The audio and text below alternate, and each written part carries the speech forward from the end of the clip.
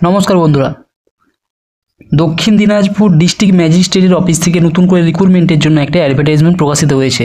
Social welfare section থেকে দেওয়া হয়েছে এবং ডিস্ট্রিক্ট চাইল্ড প্রোটেকশন ইউনিট। কোথায় কোথায় নিয়োগটা করা হবে? Subhayan home for boys, government run CCI. এখানে বিভিন্ন পদে কন্ট্রাকচুয়ালি কর্মী নিয়োগ করা হবে। কোন কোন পদের জন্য কতগুলো করে শূন্যপদ রয়েছে সেটা নিয়ে বিস্তারিত এই ভিডিওটা স্কিপ না করে প্রথম থেকে শেষ পর্যন্ত দেখতে থাকুন। অনলাইন আবেদন প্রক্রিয়া শুরু হচ্ছে 1 ফেব্রুয়ারি 2025 থেকে। আবেদনপত্র অনলাইনে জমা দেওয়ার শেষ তারিখ রয়েছে 28 ফেব্রুয়ারি 2025 বিকেল 5:30 পর্যন্ত। মোট শূন্যপদ রয়েছে 7টি এবং প্রতিটি পদের জন্য একটা করে সিট খালি রয়েছে। কারা কারা কোন কোন পোস্টের জন্য আবেদন করতে পারবেন সেক্ষেত্রে বয়স এবং এডুকেশনাল কোয়ালিফিকেশান এবং তার জন্য প্রতিটি পদের জন্য যে ন্যূনতম সাম্মানিক ধার্য করা হয়েছে সেটা ডিটেলস কিন্তু এখানে দেওয়া রয়েছে। প্রথম যে পোস্টটা রয়েছে অফিসার ইনচার্জ, একটাই মাত্র পোস্ট রয়েছে, আনরিজার্ভ অর্থাৎ অসংরক্ষিত, মেল বা ফিমেল যে কেউ আবেদন করতে পারে। 31/1/2025 অনুযায়ী 27 থেকে 42 বছরের মধ্যে বয়স হলে আবেদন করা যাবে এবং তার সাথে এডুকেশনাল কোয়ালিফিকেশান যেটা বলা হয়েছে অবশ্যই পোস্ট গ্র্যাজুয়েশন ডিগ্রি থাকতে হবে। কোন কোন বিষয়গুলোর ওপরে? সোশ্যাল ওয়ার্ক অথবা সোশিওলজি অথবা child development, human rights, public administration, psychology, psychiatry, law, public health, community resource management, এগুলোর উপর যে কোনো একটা থাকলেই হবে পোস্ট গ্র্যাজুয়েট ডিগ্রি এবং সাথে অবশ্যই 3 বছর একটা এক্সপিরিয়েন্স থাকতে হবে এবং কম্পিউটার চালানো দক্ষ হতে হবে। এই পদের জন্য সাম্মানিক ধার্য করা হয়েছে 33,100 টাকা। পরবর্তী পোস্ট রয়েছে কাউন্সিলর। এটার জন্য একটা পদ রয়েছে অসংরক্ষিত, মেল ফিমেল যে কেউ আবেদন করতে পারে, 24 থেকে 40 বছর বয়সী এবং 31/1/2025 অনুযায়ী কিন্তু বয়সটা ক্যালকুলেশন করা হবে এবং SC STদের ক্ষেত্রে বয়সের যে ঊর্ধ্বসীমা রয়েছে সেটা গভর্নমেন্টের নিয়ম অনুযায়ী কিন্তু সেটা এখানে লেখা আছে। এছাড়াও এই পদের জন্য যোগ্যতা চাওয়া হয়েছে গ্র্যাজুয়েট হতে হবে। কোন কোন বিষয়ের উপর গ্র্যাজুয়েট থাকলে আবেদন করা যাবে?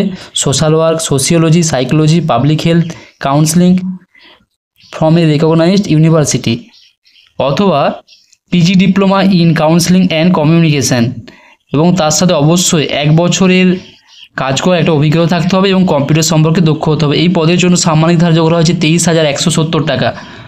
চাইল্ড ওয়েলফেয়ার অফিসার অথবা কেস ওয়ার্কার বা প্রফেশন অফিসার, এটাতেও একটা মাত্র পদ রয়েছে অসংরক্ষিত, মেল ফিমেল যে কেউ আবেদন করতে পারবে। 31/1/2025 অনুযায়ী বয়স হতে হবে 21 থেকে 40 বছরের মধ্যে এবং এখানে বলে দেওয়া হয়েছে graduate preferably BA in social work অথবা সোশিওলজি বা সোশ্যাল সায়েন্সেস অথবা LLB from a recognized university এবং অবশ্যই তার সাথে 2 বছরের একটা এক্সপিরিয়েন্স থাকতে হবে এবং এই পদের জন্য সাম্মানিক ধার্য করা হয়েছে 23,170 টাকা।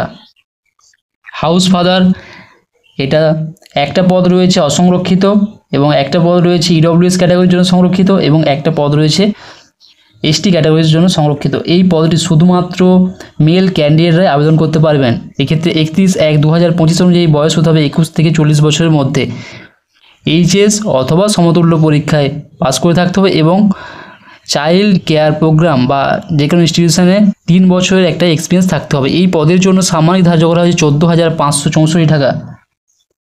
প্যারামেডিক্যাল, এটা শুধুমাত্র একটাই পদ রয়েছে এবং EWS EC ক্যাটাগরির জন্য সংরক্ষিত, মেল ফিমেল যে কেউ আবেদন করতে পারবে। বয়স হতে হবে 31/1/2025 অনুযায়ী 21 থেকে 40 বছরের মধ্যে, HS বা সমতুল্য পরীক্ষায় পাস এবং তার সাথে অবশ্যই ডিপ্লোমা ইন নার্সিং অথবা ফার্মাসি। আদার কোয়ালিফিকেশান হিসেবে বলা হয়েছে 3 বছর একটা এক্সপিরিয়েন্স থাকতে হবে। এই পদের জন্য সাম্মানিক ধার্য করা হয়েছে 12,000 টাকা। স্টোর কিপার কাম অ্যাকাউন্টেন্ট, একটাই পদ রয়েছে, মেল ফিমেল যে কেউ আবেদন করতে পারে।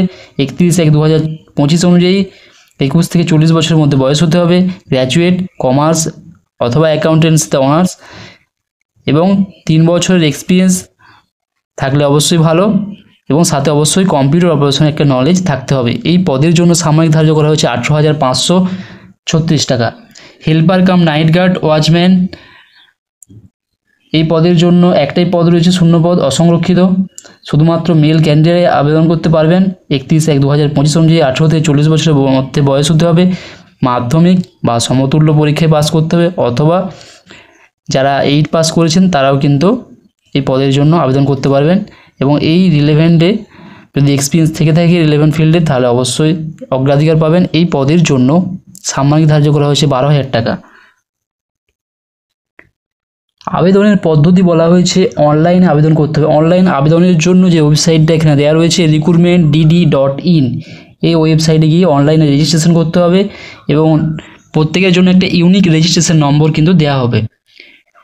কোনো রকমভাবে ফাইনাল সাবমিশনের পর আর এডির অপশান দেওয়া হবে না এবং ঠিকঠাক করে ফর্মটা জমা দেওয়ার পর একটা প্রিন্ট কপি নিজের কাছে রেখে দিতে হবে। অনলাইনে আবেদন করার জন্য সময়সীমা বলে দেওয়া হয়েছে 1 ফেব্রুয়ারি 2025 থেকে 28 ফেব্রুয়ারি 2025 পর্যন্ত অনলাইনে আবেদন করা যাবে। অনলাইন আবেদনের সময় কোন কোন ডকুমেন্টসগুলোকে আপলোড করতে হবে?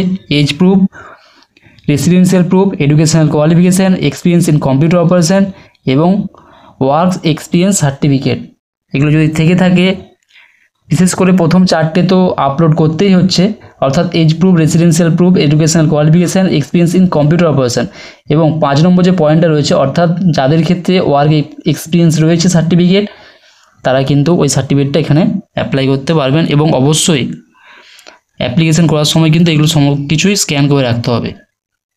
এবং মিনিমাম আর ম্যাক্সিমাম এজ যেটা বলে দেওয়া হয়েছে 31/1/2025 অনুযায়ী সেটা কিন্তু ধরা হবে এবং এসসি এসটিদের ক্ষেত্রে গভর্নমেন্টের যে রুল রয়েছে সেই অনুযায়ী বয়সে ছাড় দেওয়া হবে এবং পুরো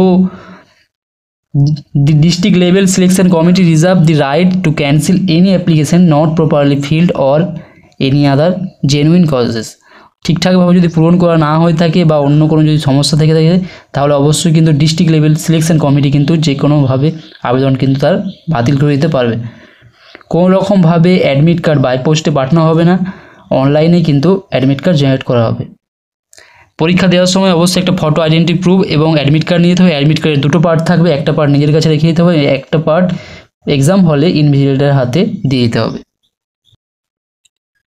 এক্সামিনেশান ডিটেলস সম্পর্কে এখানে বলে দেওয়া হয়েছে টোটাল 80 নম্বরের একটা এক্সাম নেওয়া হবে এবং 10 নম্বরের থাকছে কম্পিউটার টেস্ট এবং 10 নম্বরে রয়েছে ভাইভা ওসি, অর্থাৎ যারা রিটিন এক্সাম 80-র মধ্যে কোয়ালিফাই করবে তাদেরকে কম্পিউটার টেস্টে ডাকা হবে, সেখানে যারা কোয়ালিফাই করবে তাদেরকে 10 নম্বর যে ইন্টারভিউ বা ভাইভা ওসির জন্য ডাকা হবে। ভাইভা ওসির ক্ষেত্রে বলা হয়েছে 1:5 অনুপাতে ক্যান্ডিডেটদেরকে ডাকা হবে।